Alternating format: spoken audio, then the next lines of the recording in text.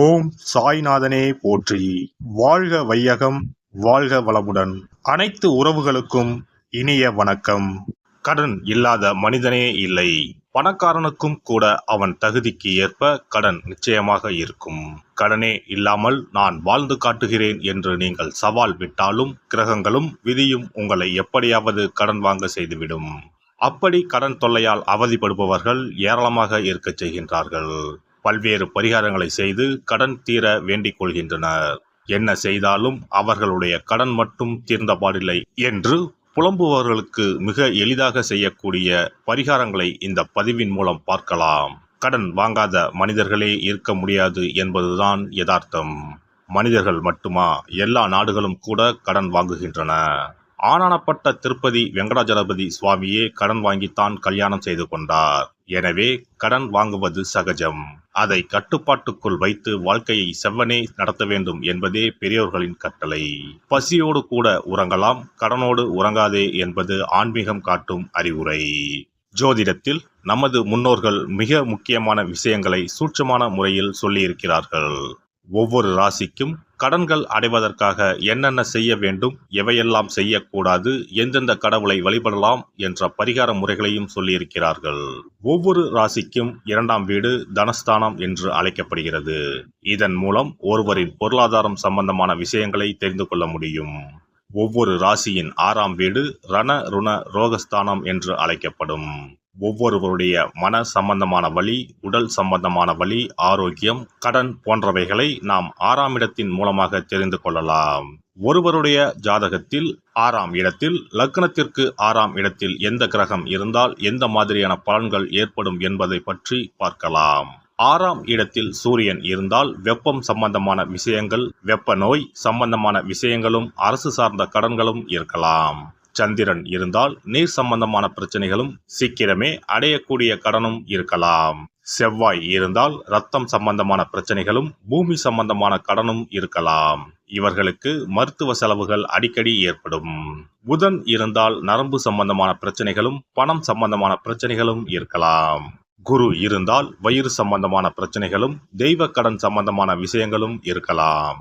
சுக்கிரன் இருந்தால் மறைவிடங்களில் பிரச்சனைகளும், கொடுக்கல் வாங்கலில் சில சிரமங்களும் இருக்கலாம். சனி இருந்தால் முழங்கால், முழங்கை, இடுப்பு சம்பந்தமான இடங்களில் பிரச்சனைகளும், பூமி சம்பந்தமான இடங்களில் பிரச்சனைகளும் இருக்கலாம்.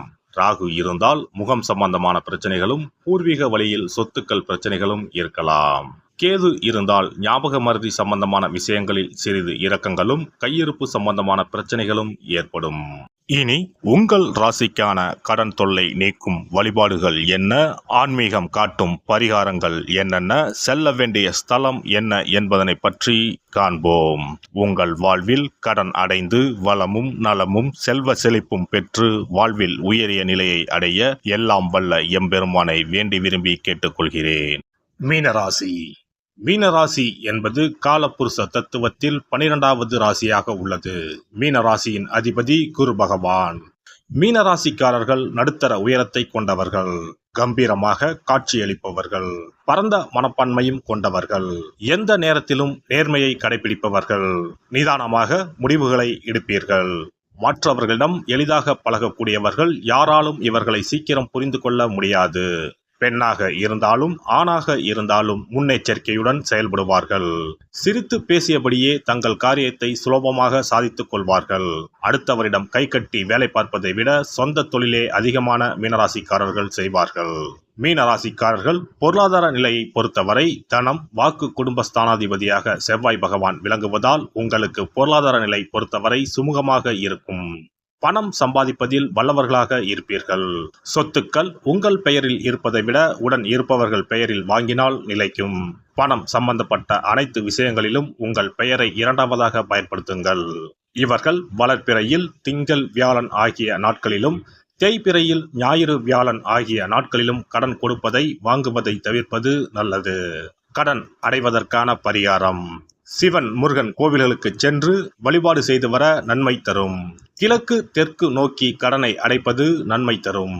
ஞாயிறு, செவ்வாய், வியாழன், வெள்ளி ஆகிய கிழமைகளில் கடன் அடைப்பதை தொடங்கினால் சீக்கிரம் கடன் அடையும். மீனராசிக்காரர்கள் கந்த சஷ்டி கவசம் சொல்லி முருகன் வழிபாடு செய்து வருவது மிகுந்த நன்மையை கொடுக்கும். மீன்களுக்கு உணவு அளிப்பது மற்றும் ஜீவராசிகளுக்கு உணவு அளிப்பது போன்றவை இவர்களுக்கு நல்ல மாற்றத்தை கொடுக்கக்கூடிய பரிகாரமாகும். செவ்வாய் மற்றும் குரு ஹோரைகளில் இவர்கள் கடன்களை அடைக்க ஆரம்பிப்பது என்பது மிகுந்த நன்மை தரக்கூடிய பரிகாரமாகும். செல்ல வேண்டிய ஸ்தலம் திருவண்ணாமலையில் உள்ள அண்ணாமலையார் கோவிலுக்கு சென்று வாருங்கள். கடன் விரைவில் அடைபடும். சிறப்பு வழிபாடு. குலதெய்வ வழிபாடு குறைகளை தீர்க்கும். முந்தைய வினைகளின் காரணமாக உண்டான கடன் தொல்லைகளிலிருந்து மீள குலதெய்வ வழிபாடு உங்களுக்கு துணை செய்யும். 3 பௌர்ணமிகள் தொடர்ந்து குலதெய்வ வழிபாடு செய்து வந்தால் கடன் தொல்லை படிப்படியாக குறையும். ஆண்டுக்கு ஒரு முறையாவது கட்டாயம் குலதெய்வ கோவிலுக்கு சென்று வர வேண்டும். குலதெய்வ கோவில் தூரமாக இருப்பவர்கள் அல்லது குலதெய்வமே தெரியாதவர்கள் 5 முக விளக்கு வைத்து நெய்யிட்டு தீபமேற்றி முடிந்த அளவு படையலிட்டு வழிபட வேண்டும். இப்படி 9 பௌர்ணமிகள் வழிபட்டு வந்தால் கட்டாயம் கடன்கள் அடைபடும். அது மட்டுமின்றி வரவேண்டிய கடன் பாக்கி இருந்தாலும் வசூலாகும். சங்கடங்கள் தீர்க்கும் சக்கரத்தாழ்வார் வழிபாடு. சனி மற்றும் புதன் கிழமைகளில் பெருமாள் கோவிலுக்கு சென்று அங்குள்ள சக்கர தாழ்வாரை தரிசித்து மனமுருகி வேண்டுங்கள். பிறகு அவரை 12 முறை வலம் வந்து வழிபடுங்கள்.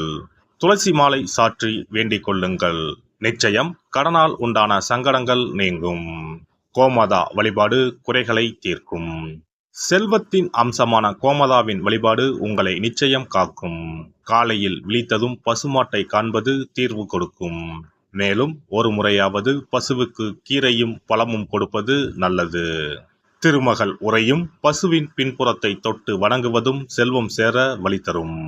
குளிகை நேரத்தில் வாங்கிய கடனில் ஒரு பங்கை அடையுங்கள். நிச்சயம் முழு கடனும் தீரும்.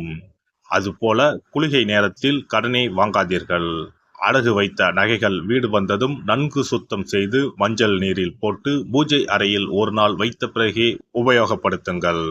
வீட்டை எப்போதும் சுத்தமாகவும் தெய்வ கடாட்சமாகவும் வைத்துக் கொள்ளுங்கள். திருமகள் தங்கும்படி உங்கள் சுற்றமும் செயலும் இருக்கும்படி பார்த்து கொள்ளுங்கள். கடன் தீரும் வரை பூஜை அறையில் மஞ்சள் பொடியால் அக்ஷயம் என்று எழுதி வாருங்கள். தோரண கணபதியை அன்றாடம் விளக்கேற்றி வழிபடுங்கள்.